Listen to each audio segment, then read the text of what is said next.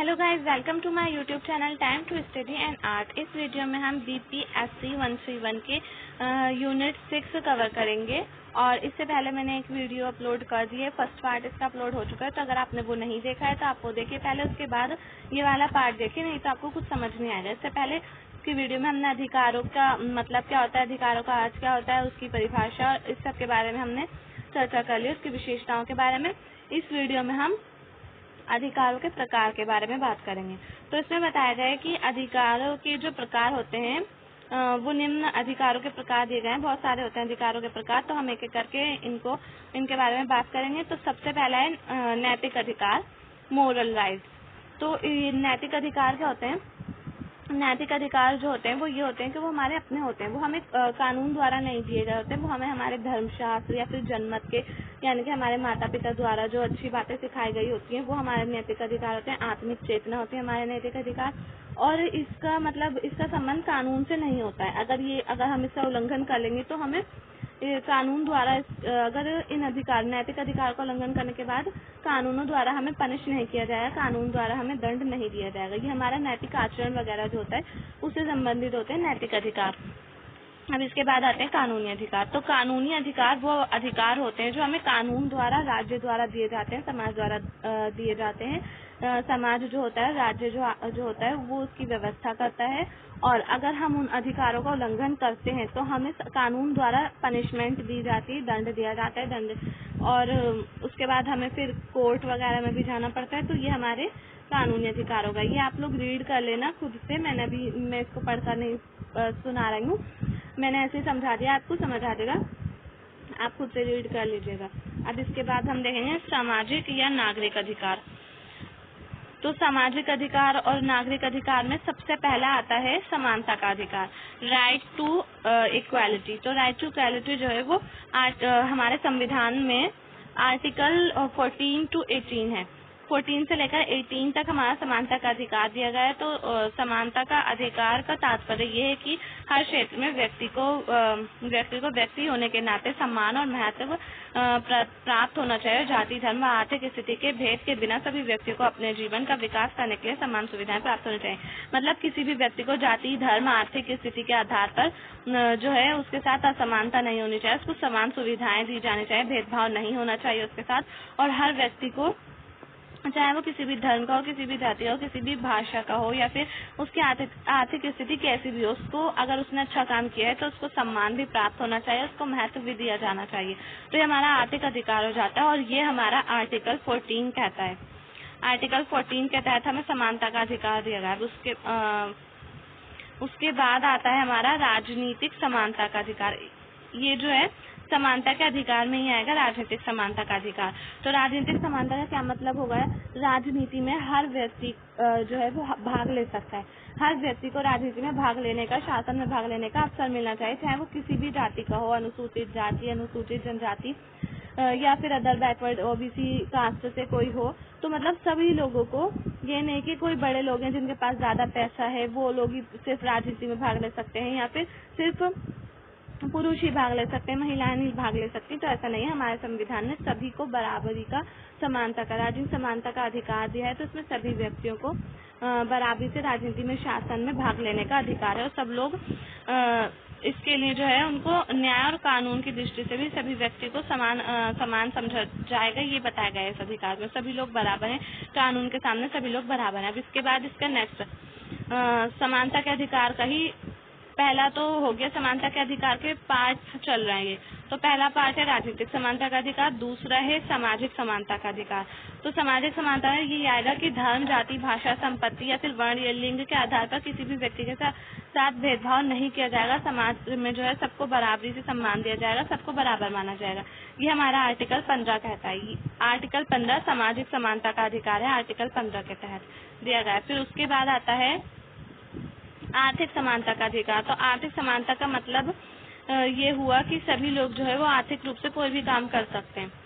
आर्थिक वर्तमान समय में आर्थिक समानता का मतलब लिया जाता है कि मानव के आर्थिक स्तर में गंभीर विषमताएं नहीं होनी चाहिए और संपत्ति एवं उत्पादन के साधनों का न्याय संगत वितरण किया जाना चाहिए। वही सभी लोग कोई भी काम कर सकते हैं और आर्थिक तौर पर किसी भी व्यक्ति को अगर कोई नीची जाति का है तो उसके साथ आर्थिक तौर पर भेदभाव हो रहा है उसको, या फिर महिलाओं के साथ ज्यादातर ऐसा देखने को मिला है कि पुरुष और महिलाएं जहाँ पर एक ही काम कर रहे हैं, लेकिन पुरुषों को तो ज्यादा पैसे दिए जा रहे हैं, ज्यादा उनको उनकी सैलरी दी जा रही है, लेकिन जो महिलाएं हैं वो भी वही काम कर रही हैं, उतने ही टाइम में वो काम कर रही हैं, लेकिन उनको कम दिया जा रहा है। तो ये सब खत्म हो चुका है। हमारे पास आर्थिक समानता का अधिकार है और ऐसा नहीं बताया गया हमारे संविधान में कि सभी लोग बराबर हैं आर्थिक तौर पर भी। सभी को संपत्ति में भी, उत्पादन के साधनों में भी उनके साथ न्याय करना चाहिए और समान रूप से वितरण करना चाहिए, समान रूप से बांटना चाहिए। तो ये हमारा आर्टिकल 16 कहता है। अब इसके बाद हम देखेंगे अधिकारों के दूसरा प्रकार आता है अधिकारों का स्वतंत्रता का अधिकार। पहला समानता का था, दूसरा स्वतंत्रता के। स्वतंत्रता का अधिकार है। समानता का अधिकार जो था वो आर्टिकल 14 से 18 तक था और स्वतंत्रता का जो अधिकार है वो आर्टिकल 19 से 22 तक है। तो स्वतंत्रता के अधिकार में आता है कि कोई भी व्यक्ति हो, चाहे वो किसी भी धर्म का हो, जाति का हो, भाषा का हो, उसको सभी उसमें जो है बराबरी से स्वतंत्रता मिलनी चाहिए। उसके साथ कोई भेदभाव नहीं होना चाहिए कि अगर छोटी जाति का है तो उसको कम स्वतंत्रता दी जाएगी और अच्छी जाति का है, बड़ी जाति का है, ऊंची जाति का है तो उसको ज्यादा स्वतंत्रता दी जाएगी। जैसे कि पहले वर्ण व्यवस्था में होता था, वर्ण व्यवस्था में जो ब्राह्मण होते थे उनको हर चीज की स्वतंत्रता होती थी, वो कुछ भी कर सकते थे। लेकिन जो शूद्र होते थे वो सबसे नीची जाति के होते थे और उनका बस एक ही काम होता था कि वो ऊपर के तीनों वर्णों की, वैश्यों की, क्षत्रियों की और जो ब्राह्मण होते थे उन सबकी वो सेवा करते थे। तो आज के टाइम में ऐसा नहीं होता है। जो शूद्र हैं या फिर दलित वगैरह हैं उनको भी बराबरी से अधिकार दिए गए हैं, उनके साथ भी कोई भेदभाव नहीं किया जाएगा। तो स्वतंत्रता के अधिकार का पहला आता है व्यक्तिगत स्वतंत्रता का अधिकार। इसका मतलब ये है कि व्यक्ति अपने सामान्य जीवन वेग के अनुसार व्यतीत कर सके। इसके अंदर ये बात शामिल है कि कानून के उल्लंघन किए बिना किसी व्यक्ति को गिरफ्तार नहीं किया जा सकता और न्यायालय द्वारा अभियोग की पुष्टि के बिना उसे बंदी नहीं बनाया जा सकता। मतलब व्यक्तिगत स्वतंत्रता में यह है कि कोई भी व्यक्ति अपनी समझ से कोई भी काम कर सकता है और अगर बिना कानून का उल्लंघन किए उस व्यक्ति को गिरफ्तार नहीं किया जाएगा। और अगर उसने कानून का उल्लंघन भी किया है तो न्यायालय जब तक उसको सजा नहीं सुनाएगा कानून के आधार पर, जब तक उसको बंदी नहीं बनाया जाएगा तब तक उसको कैद नहीं किया जाएगा। जब तक न्यायालय कानून के आधार पर उसको सजा नहीं सुनाएगा जब तक उसको कैद नहीं किया जा सकता। फिर जे.एस. मिल ने बताया है कि जो व्यक्तिगत स्वतंत्रता है, जे.एस. मिल ने उसकी परिभाषा दी है। तो ये कहते हैं स्वयं अपने ऊपर, अपने शरीर पर, मस्तिष्क पर और आत्मा पर व्यक्ति संप्रभु होता है। मतलब कोई भी व्यक्ति है उसका अपने ऊपर, अपने शरीर पर, अपने दिमाग पर और अपनी आत्मा पर पूरी तरह से अधिकार होता है। ऐसा नहीं होना चाहिए कि किसी व्यक्ति से पूछे बिना उसके काम कोई और कर दे या फिर उसकी मर्जी के बिना कोई और काम कर दे या फिर उसका शोषण किया जाए, उसका हिंसात्मक रूप धारण किया जाए, फिर उसका शोषण किया जाए। तो ऐसा नहीं होना चाहिए। ये आर्टिकल 22 के तहत बताया गया है। व्यक्तिगत स्वतंत्रता का अधिकार जो है वो हमें अनुच्छेद 22 में दिया गया है। अब इसके बाद स्वतंत्रता के ही अधिकार में आता है विचार और अभिव्यक्ति की स्वतंत्रता का अधिकार। तो मानव एक विवेकशील प्राणी है और विचार स्वातंत्र्य मानसिक तथा नैतिक उन्नति का सर्वोच्च शर्त है। अतः प्रत्येक व्यक्ति को अपनी इच्छा अनुसार विचार रखने और भाषण, लेख आदि के माध्यम से इन विचारों को व्यक्त करने की स्वतंत्रता होनी चाहिए। विचार और अभिव्यक्ति की स्वतंत्रता मतलब कोई भी व्यक्ति अपना विचार, वो कोई भी विचार रख सकता है, अपना समाज के सामने भाषण दे सकता है, लेख लिख सकता है, कहानियाँ या फिर कहानी लिख सकता है। जैसे कि स्वतंत्रता के टाइम पे होता था, बहुत सारे जो लेखक होते थे, कवि होते थे, कवियत्रियाँ होती थी, उन्होंने अपने लेखकों और कविताओं के लेखों के माध्यम से ही लोगों में स्वतंत्रता की भावना जगाई और स्वतंत्रता के लिए उन्होंने आवाज उठाई और यही, लेकिन उस वक्त इस सब पर पाबंदी थी, उनको विचार और अभिव्यक्ति की स्वतंत्रता का अधिकार नहीं था और इसी वजह से कई सारे जो कवि थे, लेखक थे, ये लोग जेल भी गए। तो इस समय ऐसा नहीं है, कोई भी व्यक्ति अपने विचार व्यक्त कर सकता है और उसको इसका अधिकार है।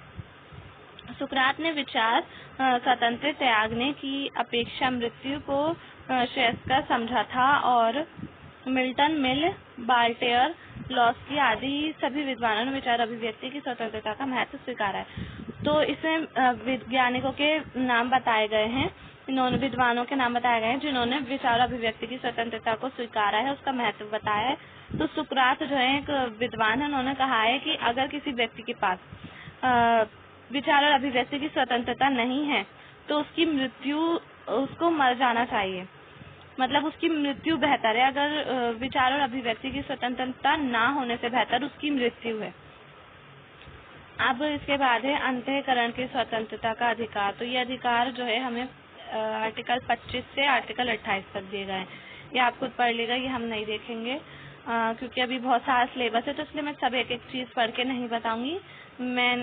मैं इसे दिखा रही हूँ, आप इसको पॉज करके वीडियो देख लीजिएगा।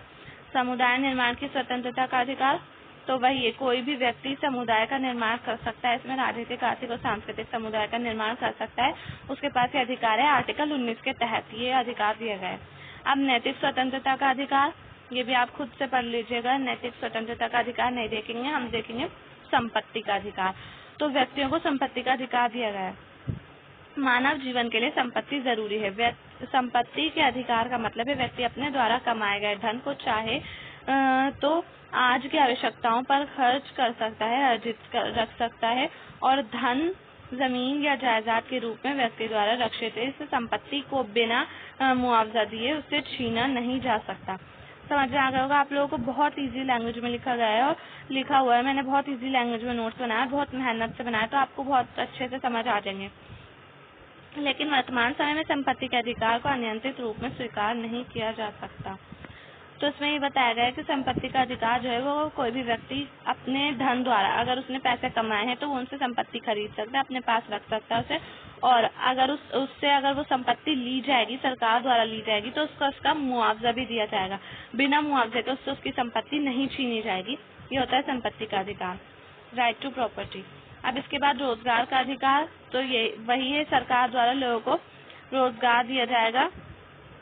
जैसे व्यक्ति को, अब इसमें हम देख लेते हैं थोड़ा सा, व्यक्ति को अपने परिवार के भरण पोषण, आवास एवं शिक्षा के लिए धन की आवश्यकता होती है, और व्यक्ति यह आर्थिक शक्ति किसी न किसी प्रकार का काम किए बिना प्राप्त नहीं कर सकता। वर्तमान समय में ये आवश्यक समझा जाता है कि व्यक्ति को काम प्राप्त करने का अधिकार होना चाहिए, और इस काम के बदले में व्यक्ति को उचित पारिश्रमिक प्राप्त होना चाहिए। मतलब कोई भी व्यक्ति है, जब वो कोई काम करेगा जब भी तो वो अपने परिवार की जिम्मेदारी उठा सकेगा, अपनी शिक्षा प्राप्त कर सकेगा, अच्छे जीवन जी सकेगा। तो उसको रोजगार का अधिकार है, और इसी आधार पर वो जो है उसको बदले में जो उसने रोजगार किया उसके बदले में उसको सही ढंग से उसकी सैलरी मिलनी चाहिए, उसका पारिश्रमिक मिलना चाहिए। ये नहीं होना चाहिए कि वो काम बहुत ज़्यादा कर रहा है, 10-10, 8-8 घंटे काम कर रहा है और उसको जो उसकी सैलरी है वो बहुत ज़्यादा कम मिल रही है। ऐसा नहीं होना चाहिए, उसको उसी के अकॉर्डिंग मिलनी चाहिए। अब इसके बाद है शिक्षा का अधिकार, राइट टू एजुकेशन। तो राइट टू एजुकेशन में ये है कि 14 साल तक के बच्चों को जो है शिक्षा का अधिकार सभी को है। 14 साल से जो छोटे बच्चे हैं उनको अनिवार्य रूप से शिक्षा प्राप्त करनी चाहिए। अगर कोई 14 साल से छोटा बच्चा काम कर रहा है और शिक्षा नहीं ले रहा है तो उसके माता पिता को या फिर जो भी उससे काम करवा रहा है उनको कानून द्वारा जो है वो दंड दिया जाएगा, उनको पनिश किया जाएगा। फिर तो शिक्षा के अधिकार में ये आएगा। और जो सरकार है वो जो 14 साल से छोटे बच्चे हैं, 14 साल तक के बच्चे, उनको फ्री में शिक्षा मिलती है। फ्री में उनको बुक्स वगैरह दी जाती हैं, उनको कोर्स दिया जाता है, और बुक्स, कॉपीज, नोटबुक्स, उनकी जो ड्रेस वगैरह है वो सभी सरकारी स्कूल में, अपने गवर्नमेंट स्कूल में देखा होगा, वो दी जाती है। तो ये हो गया हमारा शिक्षा का अधिकार। अब इसके बाद जीवन का अधिकार। तो आर्टिकल 21 के तहत ये बताया गया है कि कोई भी व्यक्ति, हर व्यक्ति को जीवन जीने का अधिकार है, और कोई भी व्यक्ति आत्महत्या नहीं कर सकता। आत्महत्या अगर कोई भी व्यक्ति करता है तो ये माना जाएगा कि उसने जीवन के अधिकार का जो है वो पालन नहीं किया है, और फिर उसको कानून द्वारा सजा दी जाएगी। अब ऐसा तो नहीं है कि मरने के बाद सजा दी जाएगी। अगर कोई व्यक्ति ने आत्महत्या करने की कोशिश की और फिर वो उसके बाद बच गया तो उसके बाद उसको सजा दी जाएगी। मरने के बाद तो वो मर ही जाएगा, तो वो बच तो सकता रहेंगे। तो यही बताया गया इसमें। अब इसके बाद परिवार का अधिकार, तो ये भी नहीं देखेंगे। राजनीतिक अधिकार, परिवार का अधिकार छोड़ देंगे हम, और आप देख लीजिएगा इसको। ऐसा इतना इम्पोर्टेंट है नहीं। राजनीतिक अधिकार देख लेते हैं, तो राजनीतिक अधिकार जो है वो इम्पोर्टेंट है, तो इसलिए हम राजनीतिक अधिकार देखेंगे। राजनीतिक अधिकारों का मतलब जो व्यक्ति के राजनीतिक जीवन के विकास के लिए जरूरी होते हैं, जिनके माध्यम से व्यक्ति प्रत्यक्ष या अप्रत्यक्ष रूप से शासन में भाग लेता है। राजनीतिक अधिकारों में वही आएगा कि कोई व्यक्ति जो है वो शासन में भाग ले सके, प्रत्यक्ष रूप से अप्रत्यक्ष रूप से वो राजनीति में भाग लेगा, तो वो राजनीतिक अधिकार होंगे। राजनीति में उसको किसी भी प्रकार से रोका नहीं जाएगा, किसी भी आधार पर, जाति, लिंग, धर्म, भाषा आदि के आधार पर उसको राजनीति में भाग लेने से नहीं रोका जाएगा, तो वही राजनीतिक अधिकार हो जाएगा। तो फर्स्ट आएगा इसका मत देने का अधिकार, राइट टू वोट। तो हर व्यक्ति को, जो भी 18 साल से बड़े लोग हैं यानी कि बालिग हैं, तो उन लोगों को मत देने का अधिकार है जनता के पास। जनता के पास ये अधिकार है कि 18 साल से बड़े जितने भी लोग हैं उन सभी को वोट देने का अधिकार है। उनको किसी भी, जैसे कि कोई महिला है तो महिला के आधार पर या फिर नीची जाति के आधार पर उनको रोका नहीं जाएगा। फिर निर्वाचित होने का, प्रांजल में शासक और शासित का कोई भेद नहीं होता और योग्यता संबंधी कुछ पाबंदियों के साथ सभी नागरिकों को जनता के प्रतिनिधि के रूप में निर्वाचित होने यानी चुने जाने का अधिकार होता है। मतलब किसी भी व्यक्ति के पास ये अधिकार है कि वो जो है इलेक्शन में खड़ा हो सकता है। निर्वाचित होने का अधिकार है, इलेक्शन में खड़े होने का अधिकार किसी भी व्यक्ति के पास है। कोई भी व्यक्ति जो है वो इलेक्शन में खड़ा हो सकता है, ठीक है। इस अधिकार के माध्यम से व्यक्ति सक्रिय रूप से देश की उन्नति में भाग ले सकता है। अब जब कोई भी व्यक्ति निर्वाचित होगा, इलेक्शन में खड़ा होगा, तो उसको पता होगा कि उसके जो जिस भी एरिया से खड़ा हुआ है वो, तो उसको पता होगा कि उस एरिया में क्या क्या है, उस एरिया में किस किस चीज़ की ज़रूरत है लोगों को, और उसकी जो है कल्याण कैसा हो सकता है, उसकी उन्नति कैसी हो सकती है। तो वो जब इलेक्शन में खड़ा होगा तो वो अपने जो एरिया है उसकी उन्नति करेगा, अपने राज्य की उन्नति करेगा और इससे देश की उन्नति होगी। तो यही है कि वो सक्रिय रूप से देश की उन्नति में भाग लेता है सब व्यक्ति, ठीक है। अब एक बात ये भी है इसमें कि जो व्यक्ति होते हैं वो हर कोई तो इलेक्शन में खड़ा नहीं हो सकता। जो बहुत ज़्यादा पैसे वाले लोग होते हैं, मेरी इस बात का आप गलत मतलब नहीं निकालिएगा, लेकिन मैं एक बात समझाने के लिए कह रही हूँ कि जो बहुत ज़्यादा पैसे वाले लोग होते हैं ना, वही आजकल इलेक्शन में खड़े होते हैं। जो लोग गरीब हैं उन लोगों को तो आपने नहीं देखा होगा इलेक्शन में खड़े होने के लिए। सॉरी वो खराब हो गया था, हम कंटिन्यू करते हैं। तो हम बात कर रहे थे कि आप लोगों ने उन लोगों को तो नहीं देखा होगा जो लोग गरीब होते हैं वो इलेक्शन में खड़े हो रहे हैं। जो लोग बहुत ज़्यादा पैसे वाले होते हैं वही इलेक्शन में खड़े होते हैं। तो ये भी है कि अगर किसी के पास आर्थिक स्वतंत्रता होगी तभी उसके पास राजनीतिक स्वतंत्रता भी होगी। अगर कोई आर्थिक रूप से सक्षम नहीं है, आर्थिक रूप से वो सही नहीं है, तो वो राजनीति में भी भाग नहीं ले सकता, राजनीति में इलेक्शन नहीं लड़ सकता। वो जिसके पास पैसे होंगे वही इलेक्शन लड़ सकता है।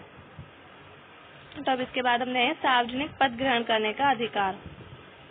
व्यक्ति को सभी सार्वजनिक पद ग्रहण करने का अधिकार होना चाहिए और इस संबंध में योग्यता के अलावा या फिर अतिरिक्त अन्य किसी आधार पर भेद नहीं किया जाना चाहिए।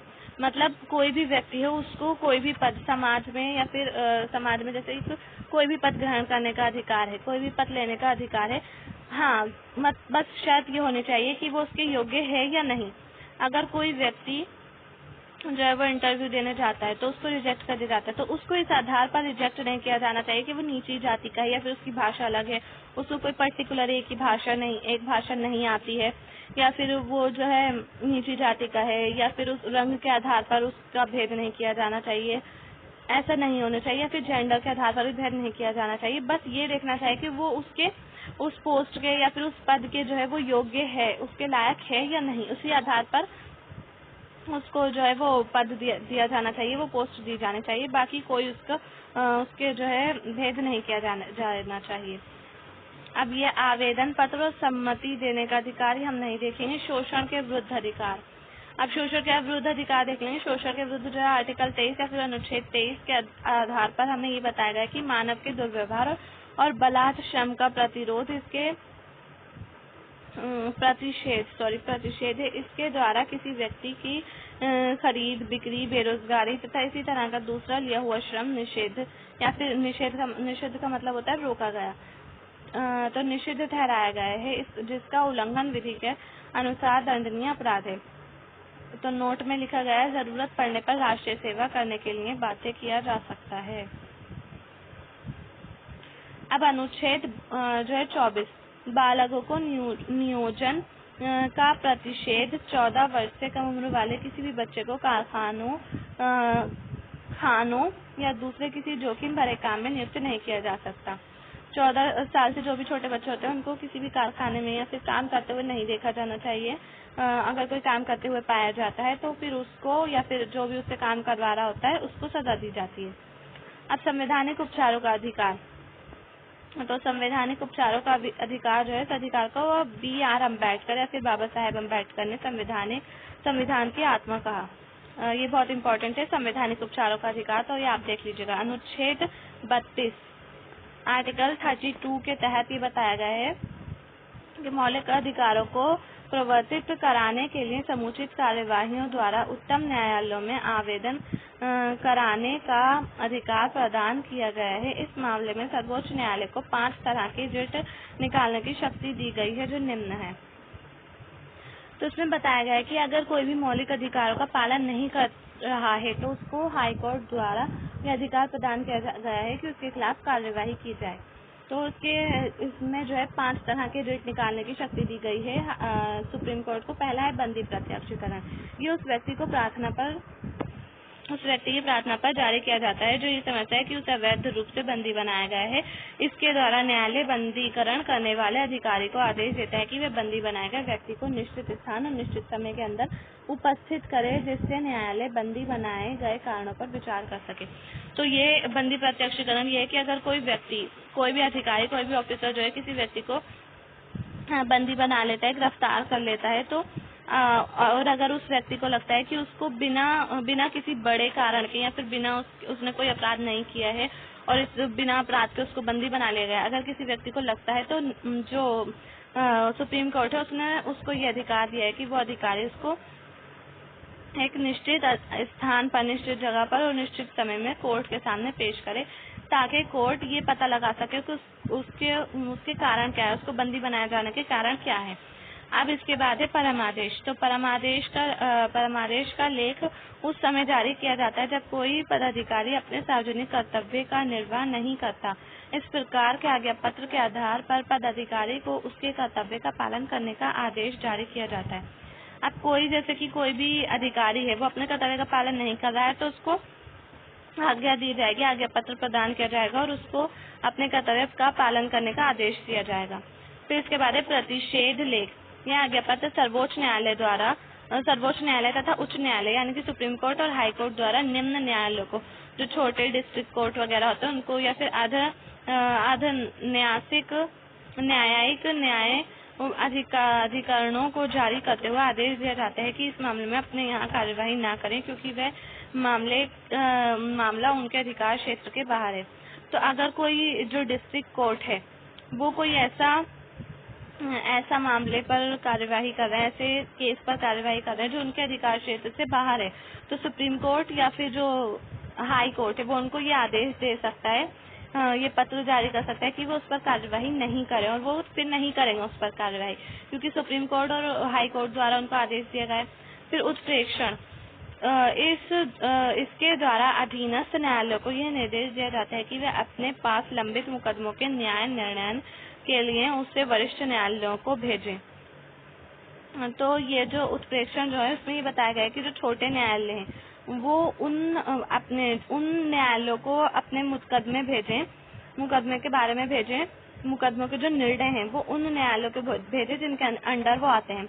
जैसे कि डिस्ट्रिक्ट कोर्ट है तो वो हाई कोर्ट के अंदर आते हैं, तो वो हाई कोर्ट के पास अपने जो निर्णय लिए हैं उन्होंने वो भेजेंगे। ये उनको आदेश दिया जाता है। फिर अधिकार प्रच्छालेख, जब कोई व्यक्ति ऐसे पदाधिकारी के रूप में कार्य करने लगता है जिसके रूप में काम करने का उससे संवैधानिक रूप से अधिकार नहीं है, न्यायालय अधिकार परीक्षा के आदेश के द्वारा उस व्यक्ति से पूछता है कि वह किस अधिकार से काम कर रहा है, और जब तक वह इस बात का संतोषजनक उत्तर नहीं देता वह काम नहीं कर सकता। तो ये समझ आ गया होगा आपको। अगर कोई व्यक्ति ऐसे पद पर आ जाता है या फिर ऐसा पदाधिकारी बन जाता है जो उससे संवैधानिक रूप से नहीं दिया गया है, तो फिर जो कोर्ट है वो उससे ये पूछेगा कि उसने जो ये काम कर रहा है वो किस आधार पर कर रहा है और किसके द्वारा उसको ये अधिकार दिया गया है, और जब तक वो उसका कोई सही उत्तर नहीं देता संतोषजनक उत्तर नहीं देता जिससे कि कोर्ट संतुष्ट हो जाए तो वे काम नहीं कर सकता, ये अधिकार है। अब इसके बारे में ये कंप्लीट हो गया है। आज की वीडियो में सिर्फ इतना ही है, नेक्स्ट वीडियो में हम आगे का देखेंगे। तो गाइस, अगर आपको मेरी वीडियो पसंद आई हो तो प्लीज़ वीडियो को लाइक करें, चैनल को सब्सक्राइब करें और मेरी वीडियोज़ को शेयर करें। Thank you.